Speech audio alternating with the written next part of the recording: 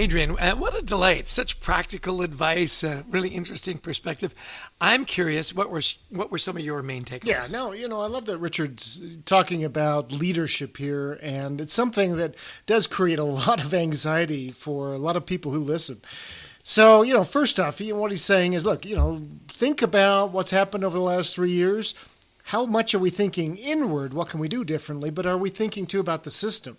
And healthcare, Mayo does a really good job about this, of trying to take some of the stress off their physicians, their nurses, their nurse practitioners, et cetera, lab people, and really re-engineer their systems to be more patient-focused and less stressful. Yeah, I appreciate it. He said, let's find a common language. Well-being means something to some person, means something completely different to another person. And then his mnemonic of pagers, I thought was great. Are we aligned in our purpose? Are our voices being heard? Do we have opportunity to grow and flourish? Yeah. Do we have the right resources? And do we have positive relationships? And then that self-acceptance, I thought the S was really great. Am I willing to say, look, this is what we have. Here's what we can do. And I'm not going to try to, dream of what could be. This is what we've got. Self-acceptance, I thought, was really an important part of that mnemonic. Yeah, and I like that he's talking about, look, the monsters in the closet. How often do we do this? You don't want to turn your lights on that. And, honestly, as you and I go into places, now and then the CEO, the head of HR will say, now, guys, don't talk about blank, right?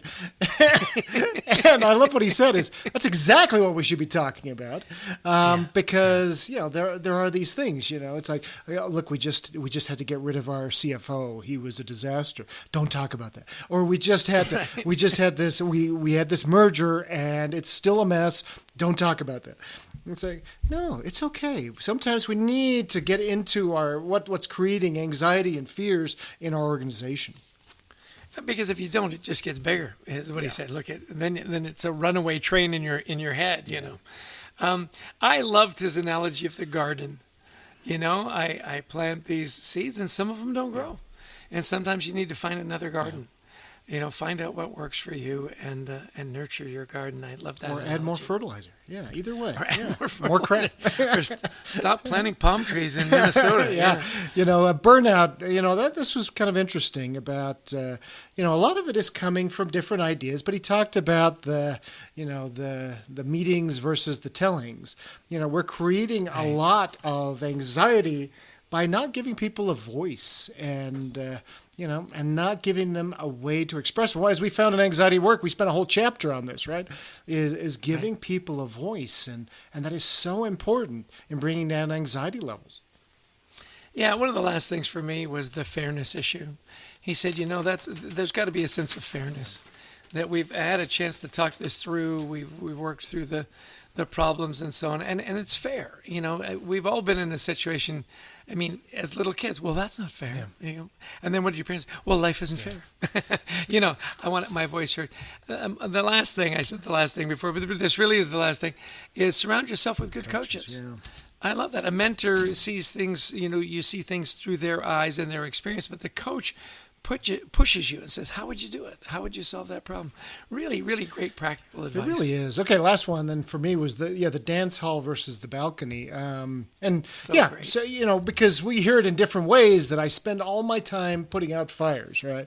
And that's, you're dancing on the dance floor, and, that's almost it's a nice metaphor. And yet, how many times do we go up and we oversee what we're doing? Our days are so filled with everything. We're going on a walk, we'll put on a podcast. We're going in to drive, let's put on a book on tape. We fill ourselves with everything. And as Marcus Aurelius would say, there are just moments where we just need to be quiet with ourselves and listen. To what our internal, thoughts are telling us. Look at you quoting the Stoics. Oh. You are a true Renaissance man, Adrian Gusting. Well, listen, we're always grateful for our guests. We're grateful for everybody that tunes in.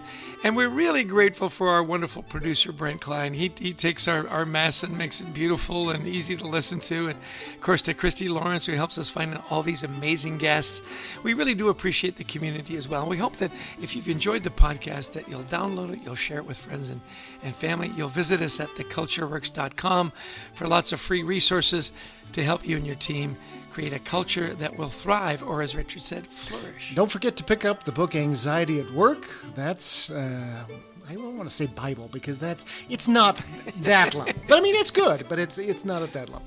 But it really is the playbook for helping bring down anxiety levels in your workplace. And we love to speak to audiences around the world, virtually or in person, on the topics of culture, teamwork, resilience. So give us a call. We'd love to talk to you about your event.